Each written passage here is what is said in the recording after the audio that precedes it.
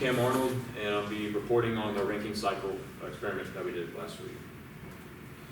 So a little background about the system itself. So a ranking cycle is an idealized cycle that describes the process of like certain steam engines, such as a turbine like we did in this lab. That involves work being extracted from the fluid that's moving through the system from the source to the sink. In our case, that was water that was turned into steam. As you can see here, this is an idealized ranking cycle. In a PV and a TS diagram, from stage 1 to 2, that's the water being pumped to the boiler. That's if it's a closed system. You'll see later that in this system we don't actually have a pump. From at point 2 to 3, that's actually where your boiler is, and that's where your water is being heated and turned into steam.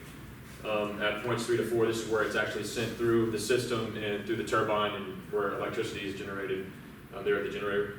And then from 4 to 1, that's where it comes out of the turbine into the condenser, where the water that's condensed out is actually pumped back to the boiler in a typical system. In our case, like I said, the condensated water will just be sitting there and will be extracted later. And ideally, we start again. Experimental setup, I'm sure y'all have seen this before, but just our data. Computer, condenser tower, there's no pump in the system like I said, but there's a turbine generator there, sitting in the middle. And there's the steam admission valve that is actually manually controlled by the operators of the experiment. On the right side, you can see the boiler, and on the bottom right is the propane that was used as the fuel source to heat the water up. In terms of the procedure, we started by cleaning the area, preparing all the components in the pre-start phase and the system startup, turned on the software, did a leak check, we preheated it and got it to a steady state value, made sure the temperature and pressures weren't varying too much over a period of time, took on measurements, did some data acquisition, and then shut down the experiment. Here's an image of the fuel flow versus time. As you can see here, the propane fuel flow rate was pretty steady over the time, just above probably about 4.3 liters per minute. And then that line, that vertical line, you'll see that in all the graphs. That's actually the point where I calculated for later. That's about 400 seconds with the lab. In terms of boiler versus time, you can see the boiler temperature. It looks pretty varying, but it's really not. It's only about a degree off. That's just something I think I messed up with the Excel graphing tool there. You can see the boiler pressure just above 740 kPa there at 400 seconds.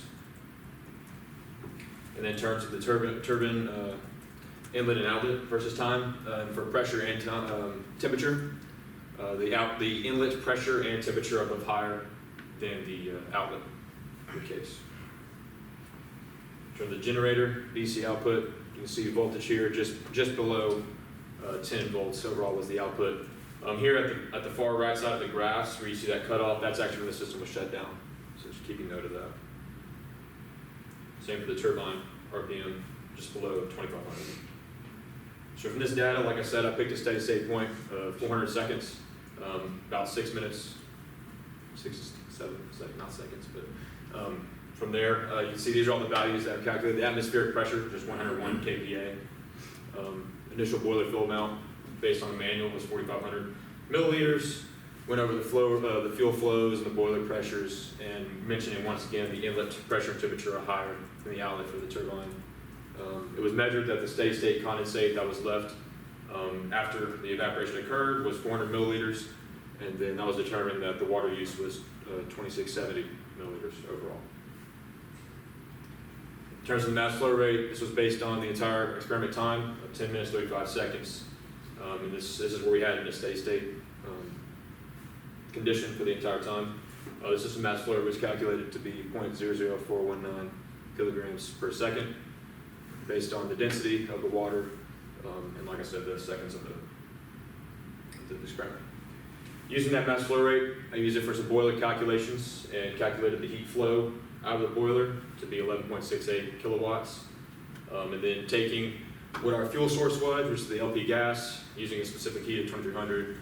I actually calculated how much fuel was actually used in liters, and then from there, how much energy you would get from combusting all that fuel. That was 0.314 kilowatts.